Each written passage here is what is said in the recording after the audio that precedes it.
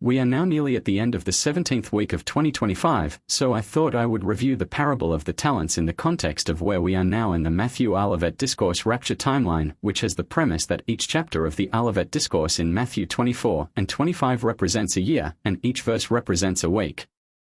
This is a highly speculative idea for a timeline and may not pan out, but so far it has yielded some interesting convergences.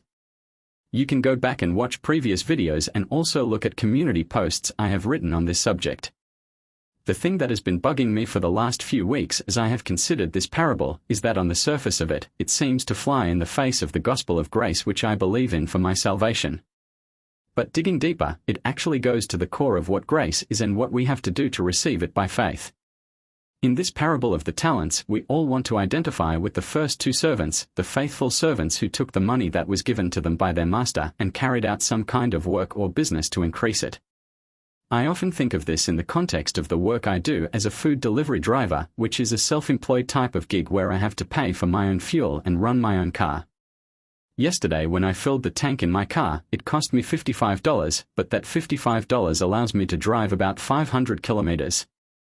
Think about it, if I just parked my car with the fuel in it for a week, that money would be wasted. But if I go out and work for a few days delivering meals to people, I can earn more money than what I spent on fuel, enough to have an income. Anyway, back to the point of the parable. Firstly, all three servants received a gift from their master, which they could have done anything with. Secondly, while this parable is about money, Jesus isn't coming back to ask us for money when he returns. So what is the gift we have received which has eternal significance? It's us, our souls, which were purchased by his blood on the cross, which we just remembered over Easter. Week 15 was the true Passover, when Jesus died on the cross, but Easter was a week later this year. As you can see, chapter 15 of Matthew 25 was about the gifts handed out to the three workers when their master went to a foreign country. And of course, we know the story, the first two workers were faithful, keyword here, full of faith, while the third worker seemed to have an attitude towards his master.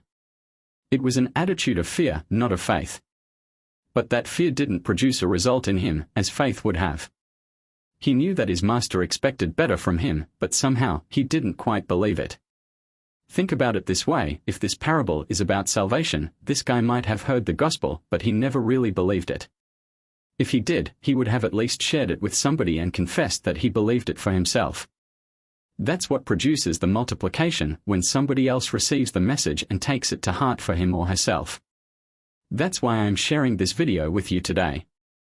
We don't know when the rapture will be, but it could be very soon. I have a couple of theories related to this timeline.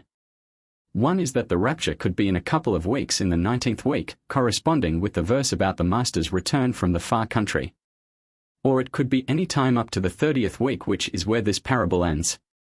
The rest of the Olivet Discourse seems to be more about the second coming, so I am not thinking it will be that late, but if we take it all the way to verse 46, that's week 46, the second or third week of November 2025. Regardless of all of that, time is short, so we need to get the message about the gospel of grace out there.